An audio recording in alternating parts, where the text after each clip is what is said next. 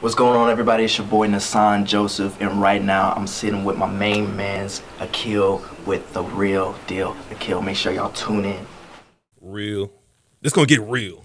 You know, this Super real. this is like, that's the name of the show, first of all. But number two, a good friend of mine, man. We go back to hell, 05, 04. Whenever sixth grade started. Man, when I was fat, and when I was fat with an afro. Oh my God, I remember that. Fat with an afro, I think, and I had cornrows for a period of time. I think everybody had cornrows at that time.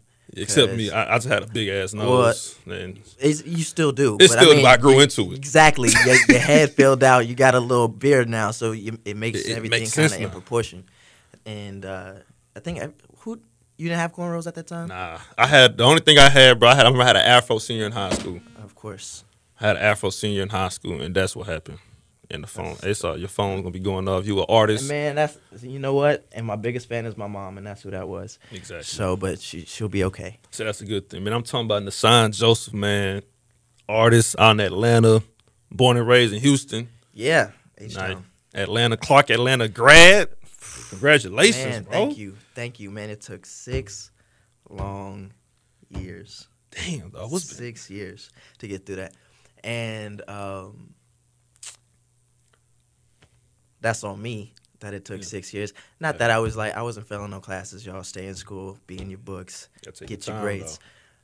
But I took my time with it. Yeah. And I think that's what you just got to do. And whatever it is that you do, whatever your journey is, you just got to take your time with it and go your own path. I took, so I got my degree in chemistry. Yeah. Right? Yeah. Am I going to do anything with it? No. Not at all. It's fun to say I got my degree in chemistry, though. But I took time doing internships. I was in L.A. for 7 months. I was in New Jersey for 7 months working with different companies doing blah, blah, blah, this, that, and the third. And that helped me realize that I didn't want to do nothing. Yeah. Nothing with none of that stuff. Most definitely. I was in labs. I was in offices. All the things you hated. All the things but I didn't know I hated it until I did it. Yeah. Like, at first, I was like, oh, man, this seems cool. Like, I was double majoring first, chemistry, chemical engineering. And that's where my whole thing was. I was going to be a chemical engineer. I was going to have my own practice. I was going to have my own firm. And I was going to make buku bread. Yeah. And then when I got everything settled, I was going to be like, I'm going to have time for extracurriculars and building a studio and blah, blah, blah, blah, blah. Yeah. And then I got some experience in it, bro. It was trash. It was trash. And I say trash because I spent so much time, thinking about this is what I'm going to do with the rest of my life. Mind you, I go to college at 18. Yeah. And God forbid I die early, but I have all this life to live. And I think from 18 years old, I have everything kind of figured out. Yeah. Right? I have chemistry, chemical engineering. I'm going to graduate, and at the time I was on a 5-year track. I'm going to graduate with these 2 degrees. I'm going to be smart. Yeah. I'm going to be cute by that time. A 5-year plan. Exactly. And that's how it's supposed to be in college. So you have this plan, and then you get to one part in your plan that just throws a wrench in the whole idea. Yeah. Like, having the internships and all that stuff was a part of the plan. Yeah. I got to that part, and it just threw a wrench into everything because it's like, man, you don't want to do this. Yeah. You don't want to do this, not for the rest of your life. You don't want to do this. Oh, for sure. You don't want to. You could probably get away with it for a little while. Yeah. Make your money, do what you got to do. Yeah. To be where you want to be ultimately, but you can't do this for your whole life. Yeah. So that prolonged my college stuff, but it was in that whole time where it was like something that fire, that passion was kind of stirring up in me for music. Yeah. I just because from that first internship, I had the money to get my first mic and my first recording equipment and a new laptop and Pro Tools and this is in the middle of college. This is in the middle of college. Okay, this is in the middle of college. We'll talk about all the high school stuff, but yeah, this is in the middle of college. So through that internship, I had the money to get all my first recording equipment, Yeah. and I start just doing covers and trying out new stuff, putting out acapella stuff, just trying, putting out acapella stuff, trying to learn how to record, learning how to kind of mix my vocals, seeing how I like to sound, and just exploring that piece of me. And the more I explored that, the more I was like, man, it's pushing me this way, it's pushing me this way, it's pushing me this way, and away from the more scholastic stuff. Of course, I had to finish school, so I went ahead and finished out with my chemistry degree. Thank God I got through it, because it was looking rough for a little bit. That's one of the majors that man, can it get was rough. it was Chemistry, looking rough. It was looking rough for just a little bit, and but I got through. And the great thing that I'm a big up my school for a minute, Clark Atlanta University. The professors there, they knew where I was going. They had an idea of everything that was happening in my life, and to their credit, being so connected with the students, the student-teacher relationship, counselors, all that, they knew everything that was happening. So there were days where I would go do a show or do an interview or something out of state, and I couldn't be there for class, or if I had a test, and be like, hey, I really gotta go do this thing. For sure. Can we reschedule this? And so they all worked with me to make sure that I did what I was supposed to do in the classroom, but ultimately that I was able to still fit in what it is that I ultimately wanted to do. And so, so we got through with that, and so many different milestones along the way. Atlanta is such a big city.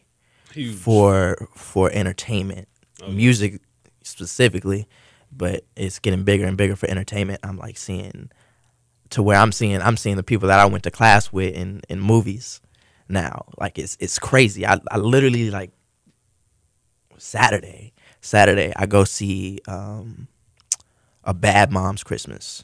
I go see a Bad Moms Christmas, and I'm watching. I'm like, first of all, so I'm giving a little bit away. I don't know if y'all want to go see a Bad Moms Christmas. It's cool, but I might not see it, but you got it. I mean, yeah. It's I didn't go see that by myself. You know what I'm saying? That was But I'm seeing it, and they're saying the movie's set in Chicago, but I'm looking at everything around. It's like, well, that's Atlanta. That's Atlanta. Like, I know what this is. This is Atlanta. That's what that is. And then I see one of my homeboys in the movie. Like, I'm like, yo, like he's always role in it. Yeah, he had a small little part in it, but I was like, you're looking at the screen and you're seeing your peers, like big time, you know, and it motivates you to keep pushing, to keep moving, to keep working hard. And then I've had my own, successes, and I've had my what I would consider success. I performed at Essence Festival, opened up for Puff, you know. For real? Yeah. How'd that go? That was crazy. That was crazy, actually. First of all, big shout out to my management. Khalil, Loud and Clear Entertainment. Because all these plays that are happening, all the moves that I'm making, I'm not really making them per se. I have a great team behind me that allows me to focus on what I need to focus on, and that's creating. And then my team, you know, spearheads the moves. Like, hey, there's a studio session, and we need somebody to come in and engineer, or we need somebody to come in and produce, or we need somebody to come in and songwrite. And when I was focused more on artistry, it's, hey, we got to get up and go to New Orleans. I don't know why we going, but we just got to go because there's an opportunity out there. And that's really what that whole Essence Festival move was. It was, hey, Essence Festival is one of the biggest things in Black entertainment. Man, that place, it's dope. And that's dope. You need to go out there, and you need to. I don't know what we're gonna do. I don't know how we getting there. I don't know where we staying. We don't have tickets for this, but we're gonna go, and we're gonna make something's gonna happen. And I think that's one of the biggest things that I've learned is something is gonna happen. You just gotta go do it. Yeah. You gotta be at the right place at the right times. You gotta use the knowledge that you know to go after it and go do it, and something's gonna happen. So we go to New Orleans. We don't have a hotel or Airbnb or anything. We literally book it while we're driving there. Like we booked the Airbnb as we're on the road, an hour away from New Orleans. Hey, pull up Airbnb on the phone and yeah. We don't have nothing set. Like we have suitcases back, and we're just going on a hope and a prayer and faith and all that good stuff, man. Yeah. And we get there, and the first full day, we go to the what is it, the convention center. Yeah. Right? We go to the convention center and we walk in, and it's myself, it's my management, the rest of the team, and another artist, Felix, who I'm currently writing and producing for. He's doing some great things, and we'll talk about that too. Mm-hmm. So it's all of us, and there's these two I guess they were interns or something that were kind of working the event, and there's like an Apollo thing going on. So the two interns grab us and say, hey, because I had my guitar with me, and it's like, hey, do you guys want to audition for this thing we're doing for the Apollo? We're doing for whatever. And so we go, shoot, we literally just walked in. We don't have no tickets. We don't have nothing. I don't even know how we got in. Yeah. So they grab us, take us to the audition place. We audition, and we don't get any call. We don't hear anything right away. And so we just go back down. We go into the festival. Like we go, just walk past, the booths, whatever. Yeah. And this is a part of the story. This is a part of the long story of that day. So the next thing we go to is this it's like this Verizon booth or some T-Mobile booth or something like that. Yeah. And they pointed me out the crowd, and it's like, hey, come up here. We're doing a lip syncing challenge for tickets to the show tonight. I'm like, man, I'm not trying to do no lip syncing challenge. I'm trying to be cool right now. I got this guitar on my back. I'm wearing a black tee, and I'm just trying to be cool. And the manager's like, no, go do it, because we need tickets. We need tickets. We need to be in the arena tonight. So we go. So I go up there. I do it. I win. I end up winning two tickets for the concert that night to be in the arena. And so we go. So I take myself and my manager's executive assistant, and we go to the arena, and it was Charlie Wilson and was the headliner that night. I don't know how old that man is. Crazy performer. Crazy performer. Vocals was everything. Like, man. And that was another one of those kind of moments where you see yourself in 50 years. I don't think he's that old, but you see yourself in however many years, still doing the thing. Yeah. And then so the next day we get a call, this random call, and it's like, hey, this has nothing to do with the Apollo thing that you guys auditioned for. Yeah. But we wanted to use you guys for the Coke stage. Yeah. Right before Puff comes out, we're gonna do a Coke song, and we want you and we want Felix to do it. Yeah. And I'm like, yo, what? Damn. I'm about to be in front of 90,000 people in the Superdome, New Orleans, Essence Festival, right before Puff. And we gonna fix this. You want to hold it? You want to hold it for him? Man, the sound ain't got no balance, man. They can see you're cute. They can see your face. It's all good. So Coke stage, Yeah. 90,000 people, New Orleans, Superdome, like That's crazy. like what? And that's like surreal. I know Like, that was the man, first big performance. at the time, I only have one song out. Yeah. I haven't really done a lot, as far as in the grand scheme of things, when you want to compare being in the Superdome performing versus, being at a coffee shop or whatever. Yeah. And we do the song. The audience goes crazy. And then right after you get down, you're looking at Puff walk on stage. You're looking at, because this is right before, this is when they kicked off the Bad Boy reunion tour. They kicked it off at Essence Festival. Mm-hmm. So you're seeing Mace, you're seeing Faith, you're seeing all these people, like, yo, you're seeing Lil' Kim. It's like yo, all these legends is coming right up at, like, what? Yeah. What's happening right now? Yeah. And that was one of the most surreal moments in my life. And it was one of those things to where you didn't do anything to deserve this moment right now, but be in the right place. Damn.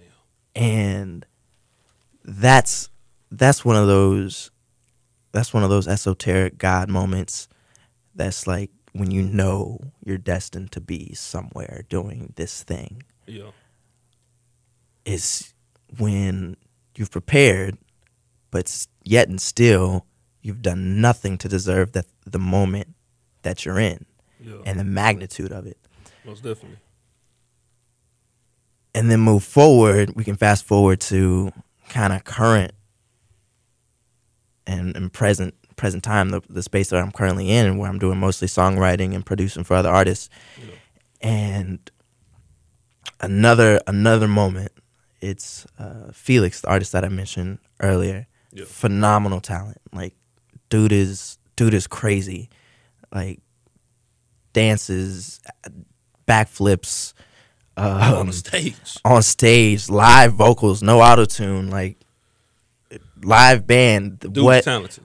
What you would expect to see from people like Bruno Mars, that's what you get from Felix. Yeah. Like the excitement, the enjoyment, the pure vocal, the music, like that's what you get from that artist. So to be, and that's my homeboy. Like, we both went to Clark Atlanta. Yeah. So, but again, just because you're my homeboy don't mean, that you deserve to be in that moment. And so we had a studio session one day. It was myself, it was Felix, it was management, and some other writers. And we're working on new music. And I ended up having to leave from that session. But before I left, I just threw out an idea of a piece of a song that's now at 1.3 million streams on SoundCloud. I think I know what song you're talking about. Yeah, you got the video for it and everything? Yeah. Well, the video's not out yet. Okay, video's not out yet. So Thought is the name of the record. Uh-huh. It's got over 1 million streams on SoundCloud. It's doing crazy numbers on Spotify. It just got Felix verified on Spotify, verified on Shazam. He just opened for 21 Savage because of that record.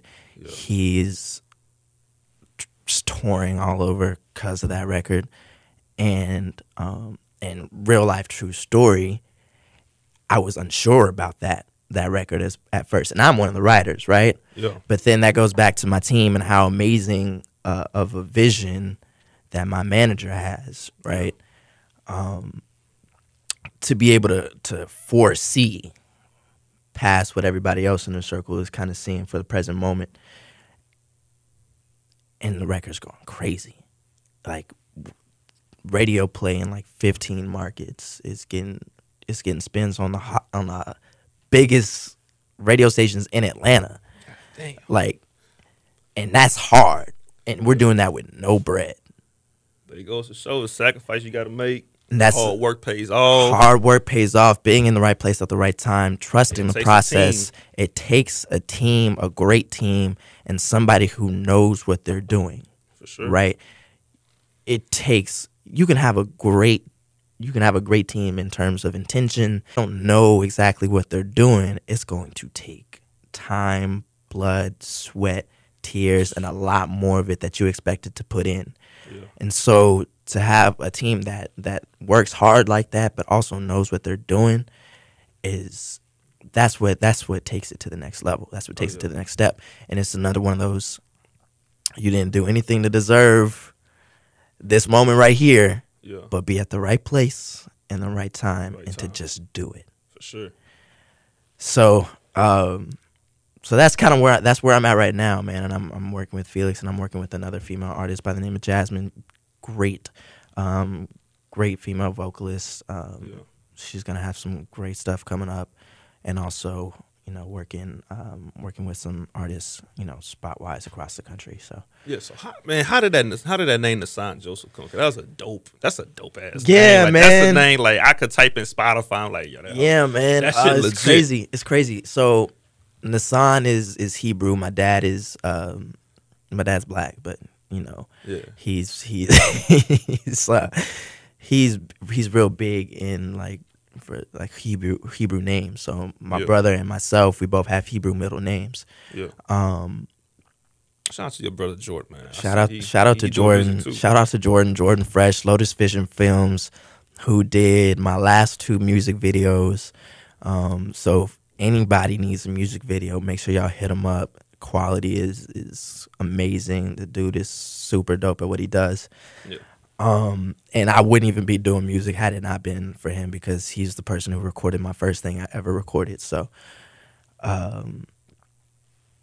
where was I? Nisan Joseph. Nisan Joseph. What does that mean? Hebrew, right? It's Hebrew, and I was born in April 18th, Aries. That has nothing to do with what I think being anybody is. I don't believe in the whole horoscopes. You don't believe in that? Nah, I don't believe in those, man. Really? But I guess it's a good conversation starter, because so here's the thing, right? We're gonna go on a tangent. Somebody will ask you what your birthday is. Mm-hmm. It's like, oh, so you're an Aries. You get that. You one of those. You look like one. How do I look like an Aries? So I look like I was born. I look like I was born in April. Yeah, what that mean? See, that's dumb. What does that mean though? I think I'm cute, but it is. You can't speak for all Aries. Yeah, and when I actually read the horoscopes, they're actually extremely general and broad, and could apply to any one person. See, the daily horoscopes is ass. I don't believe those. That's stupid. And I look at and I've looked into stuff like numerology, horoscopes, and even whatever. Yeah. Whatever. I'm me because I'm me. Exactly. I ain't hard headed because I was born in April. I'm hard headed because I'm hard headed. I'm a Leo. I'm a Leo, and what comes with Leos is as a Leo man, I can honestly say that some of other male Leos like me has almost the same traits. Yeah. As far as aggressive or leaders, things of that nature. Leo, lion, king of the jungle, leaders. You know what I'm saying? My name means leader too, so it kind of falls into that as well. But I can say that a Leo woman too as well, they can be aggressive. They can be aggressive as hell. But not everybody is the same, all 100%. You know what I'm saying? Facts. Here's the crazy thing about that. So one, I think our name, if I'm gonna think anything that's kind of I love this word because Will Smith uses it a lot, but esoterical. So anything super deep or whatever, what people would say weird. I believe in the power of names. I think it's important what you call yourself. Yeah. So if Akil means leader, and it's important that people call you Akil, because that is a sign of who you are, right? And if you say something to somebody or call them something, call someone something enough times, they're gonna believe it and they're gonna walk in that, right? So if your name is Akil and that means leader, and I'm calling you Akil every single day because that's what your name is, and your name means leader, then it's pretty much guaranteed that you're gonna be a leader because you're gonna believe that and you're gonna walk in that. For sure. And so whole 360 back around to Nisan, my name, like that segue. Nisan means I was born in April, so Nisan in the Hebrew calendar is April, and it also represents the start of spring. It also means freshness and newness, which I believe I like to say I provide freshness and newness.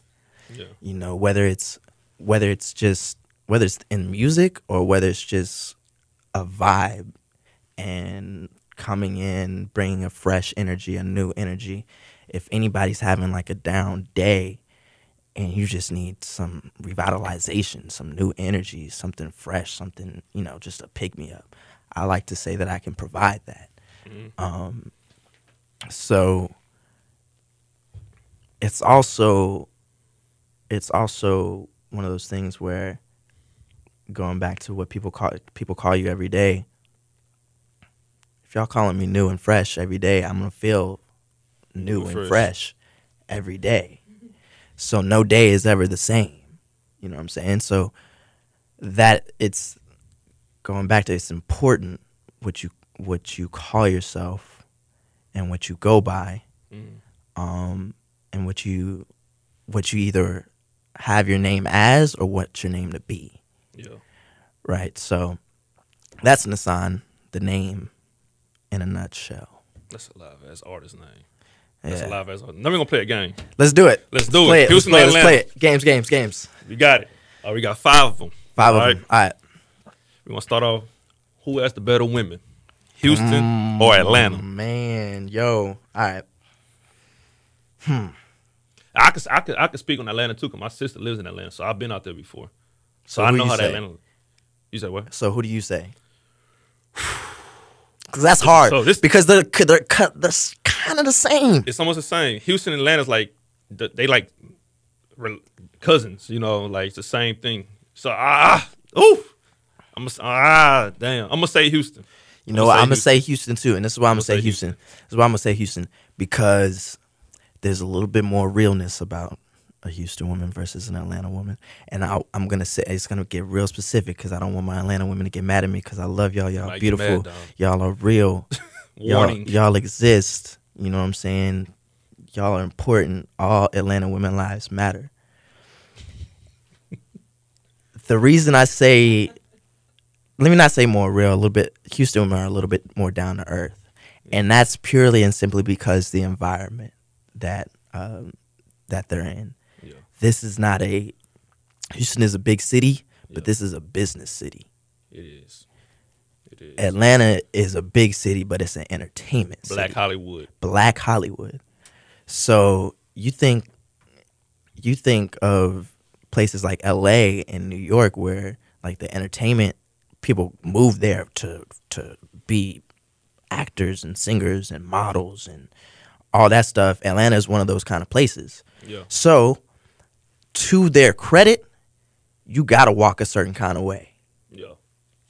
Because if you don't, then people are gonna walk over you. Yeah. You know what I'm saying? So you gotta walk with a little bit more, I'm not even gonna say confidence, but you gotta walk like there's a little bit more about you than what there really is. A little bit of swagger in it. You gotta have a little bit more swagger in it. Gotcha. In the way that you carry yourself, and even who you talk to and how you talk to them. So it's a little bit different.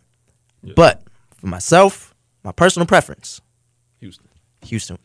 All right. Strip clubs. Atlanta, man. I'm rolling with Atlanta. I'm rolling with Atlanta too. Atlanta, bro. I'm rolling with Atlanta. Houston, we got Onyx. You know, it's been there for me, but everybody else got Onyx. So here's So we got Dreams, and I'm looking. And that's what I'm gonna go based off of. I'm gonna look at the Houston Onyx. I'm gonna look at Atlanta Onyx. It's 2 different experiences. Yeah. Well, you go if you go to Houston on what, like a 1 to 10. Atlanta Onyx 8. Houston Onyx 6. Damn, we got 6. 6, bro. Houston Onyx got 6. Like, and it depends. It depends what you go for too. Because if you going just to like not spend no money, Yeah, then I'm gonna go to Houston Onyx because I'm not gonna. Atlanta I'm not gonna make you spend spend. that money. I'm not gonna spend the bread like that at Houston Onyx that I would at Atlanta Onyx. Because at Atlanta Onyx, they coming up to you, kind of basically taking money out your wallet. Like, yo, give me that. Give me my $80. Like you getting mugged in Atlanta Onyx. In Houston Onyx, they real polite. Yeah. So we can sit back. I can actually talk to the people I came in with. Yeah. They'll come by. They'll ask me if I want to drink. They won't say, take this shot. All right, that was $10. It's like whoa, what? I only had 20 coming in. What you mean? I was gonna make this 20 stretch a little bit, but nah. But it kind of depends what you want to go for. Like if you're more of a kind of laid back, like cool. I'll do a cool, chill, little lap dance over here, and just kind of be in the cut. I don't do strip clubs. I don't like strip clubs no more. I don't either. I don't either. But the only reason I went, I haven't gone in a long time, right? Yeah. So the only reason I went is because the artist Felix, we had a record spinning. He wants to see how it played out. Exactly. Mm-hmm. So that's one of those. It was marketing, like so. Oh, what happened? They point. What happened? The time is 6:40. That's all I was pointing at, bro. Oh. All right, so I'm gonna talk faster because we're running out of time and we got a lot of stuff We to got talk like about. 15. We good. We good. So, 15. Yeah, but cut this off. Yeah. Atlanta Onyx. Atlanta Onyx. strip club. All right. Living. Houston. I say Houston too. Houston. We agree on. We got disagree on something. I think we're gonna disagree on one of these two. All right. Coming up. All right. Opportunities. Atlanta. Shit, that's my answer. I mean, but again, it goes back to what do you want to do? Well, pause. For me, I'm gonna say Houston. Just For 'cause of this you, field. I think Yeah, just for this you, field. I think for you, Houston is a better Yeah. place. For me, Houston's not a great place. It ain't music. Hell no. Get I your think- ass out of Houston immediately. I think I can. I think I could do some great things in the city. But it depends how far you want to go with it. Exactly. I can't just stay in Houston though. Atlanta's wave. Oh my God, they still You can been be like the past 20 you years. can be a local art. You can be super local in Atlanta Yeah. and be way better off than being a super local Houston artist. Like that, and so that's where the difference lies. I think all these things are just like it depends. It depends on your preference. Yeah, Yeah. exactly. I ain't gonna lie. You follow rap a bunch, especially in Houston. Yeah. Oh, remember 05 Wave? Yeah. With Trey. Yeah. And you could do a starting five with. You could do a whole basketball team. with Exactly. that. If 2017 started a wave, who's gonna be my LeBron James? Exactly. Maxo Cream. Travis Scott's in LA. Yeah. Kurt Cobain's supposed to be the guy, but he left. Yeah. So who's my starting five? Mike Trill Jones. Sammy. He's gonna be my point guard. Are you kidding me? Mike. Going against Camille there, You know, Bud B. but hey, Hell, they got Big Pokey and Lil Flip on the bench. you gonna take Paul Wall. You're gonna take Mike Jones and all the Swisher House, You're gonna take Slim. and those are gonna be like your Jerry Stackhouses of the world, and your Robert Ory's to come in and only shoot threes. Yeah. We ain't got shit in 2017. and win your championships. So we got a lot of role players in Houston, man. 2017. No, we got Brooklyn. We got Phoenix Suns. Man, we got people going for the number one draft pick. Is it that bad? Think about it. If we started a wave right now, if they said, "Poof, yo, we need 5 guys right now to lead the way like we did in 05. Who's gonna be we can't even name 3. We can't have Maxo. He about to lead. I think he's gonna lead New York. But I'm still giving Travis Scott. Okay, we keep Travis and We Maxo. gotta keep Travis Scott. But then who's my role players? Trill Sammy, Dice Soho.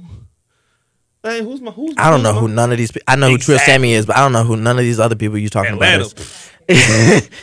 Atlanta's like 15 guys right now. Man, look, Atlanta's running rap, like hip hop. That's Atlanta. That's the Atlanta sound right now. I would have said Sauce Walker, but shit. Anything hip hop, it's Atlanta. That's Atlanta's sound. That's Gucci. That's Future. That's Migos. That's Thug. That's Thug. That's 21 Savage. Like Offset. Well, you said Migos, yeah. that. Are they really the wave right now? I mean, I feel like they're kind of on their way out. Who, Atlanta? Atlanta. No. Not them, but the people you guys just named. No. Oh, that's just an example. So do you think that, let's say, do you think that 21 Savage show would sell more tickets than a Lil Uzi show? No, but Lil Uzi's also Atlanta. He's not. He might not be from there, but he's He spent some Atlanta. time there, but I don't think that's the sound. That's the equivalent to Travis Scott. Travis Scott's from Mo City like me, Right. but I he's just it's think still that Houston. Uzi, he has his own sound. He's not from Atlanta. But Atlanta made him. He's signed in Atlanta. Yeah, He but does all of his music. He doesn't go off their sound though. What? He's not using their Here's template. so He's in his own lane. facts. Uzi's in his own lane. Uzi's phenomenal. But But what's as in far it? as like Powerhouse, Atlanta has it. Atlanta Yeah, has yeah. it. But I'm saying that they have contenders. They have people who are Oh, for sure. I mean, against it. of course, Atlanta's not the only city. Of course, because you got Chicago, right? Chicago always You has. got L.A.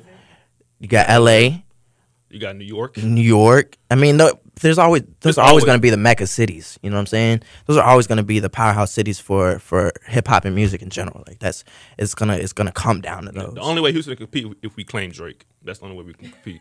If we claim Drake, then that's when Houston can compete with other cities because they'll shut down everybody. Facts. So we're gonna move on from that one and last one, nightlife. Nightlife.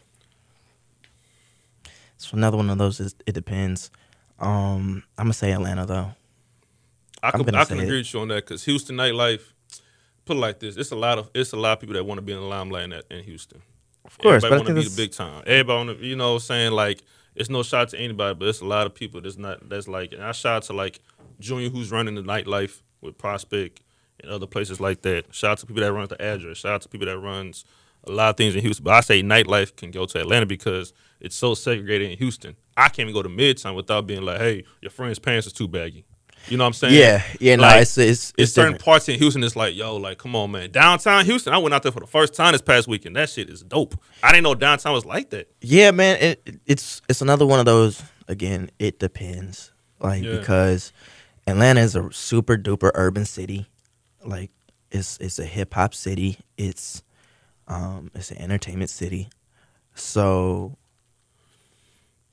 it's one of those things where everybody is somebody, quote unquote. You know what I'm saying? Everybody is somebody.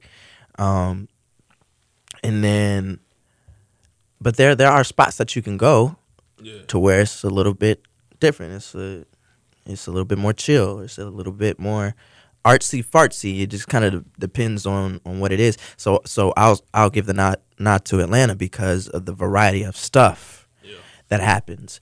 If you want to go to like your uptight kind of thing, you'll go to Buckhead where you ripped jeans. You can't get in with ripped jeans. Y'all got the gold room, huh? Yeah, we got gold.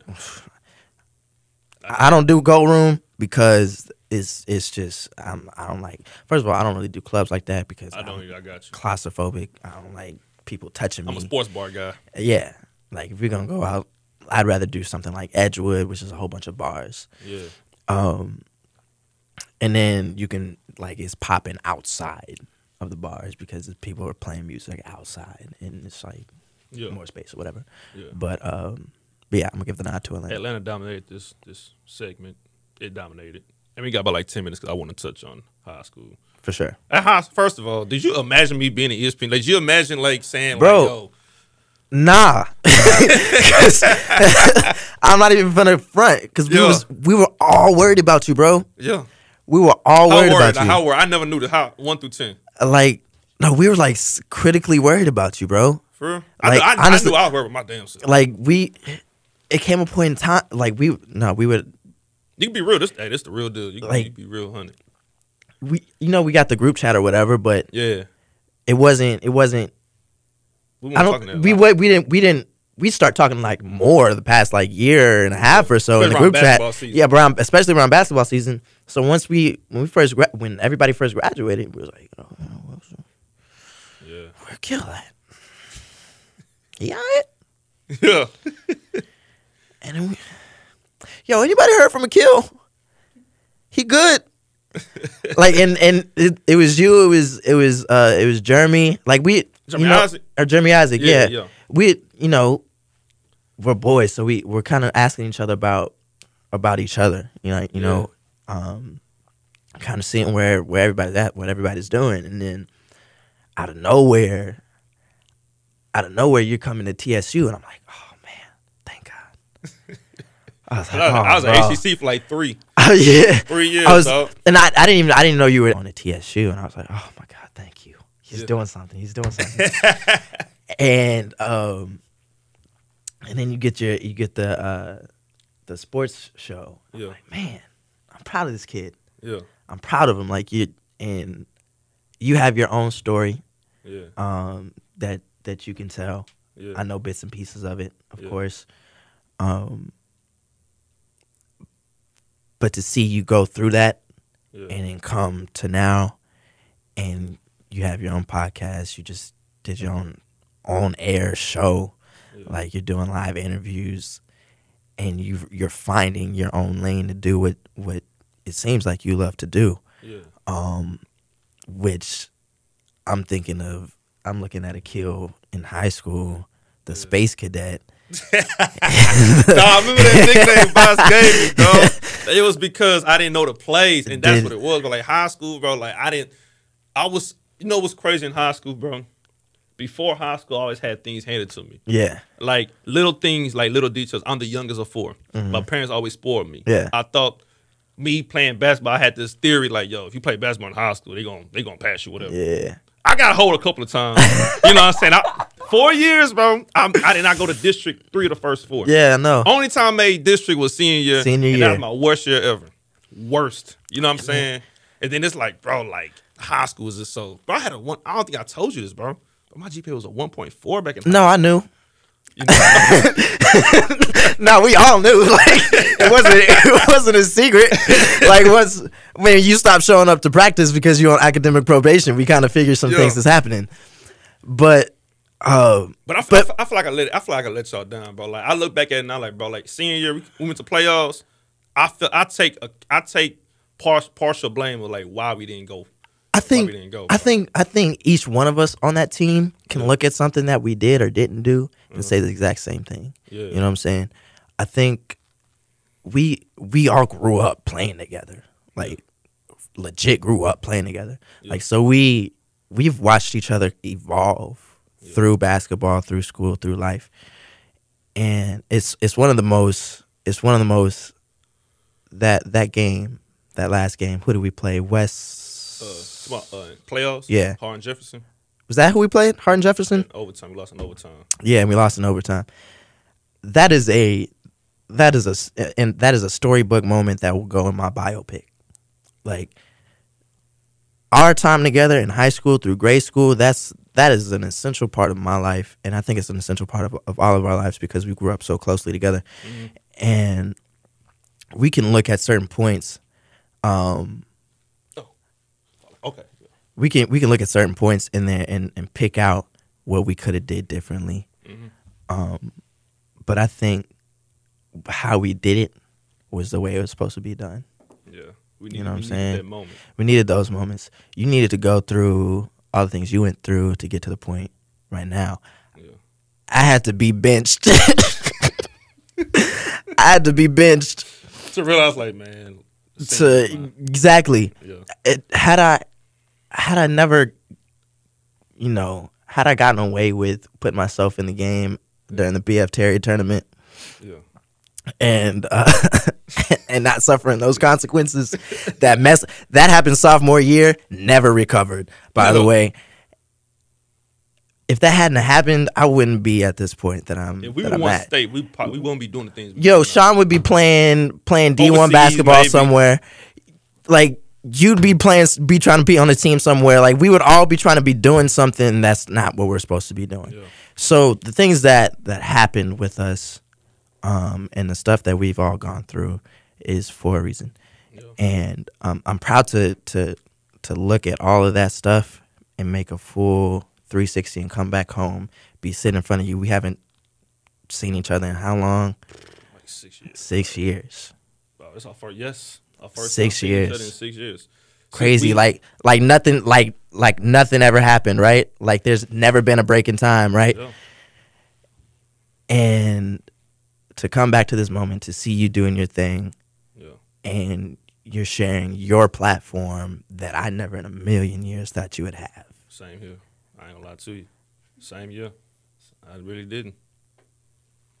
And I'm on it. Yeah. Doing something that I never thought I'd be doing. For sure. So I think that's a beautiful bow on this, huh? That's a beautiful bow on the podcast on this episode, bro. Nisan Joseph, man. Appreciate you. Can I give my social medias out real quick? Yeah, Let me get my socials. It's everything SoundCloud, Snapchat, Twitter, Instagram, at Nisan Joseph, Nisan Joseph, everywhere. Follow me. I follow back sometimes if you're attractive. I'm playing, guys. I love to joke and have fun. But yeah, thank you, Akil, for having me, bro. It's been amazing. We'll be getting up, of course, I'm sure, all week, but yeah. Yes, sir. Episode is in the books. Real Deal with Akil, Nisan Joseph.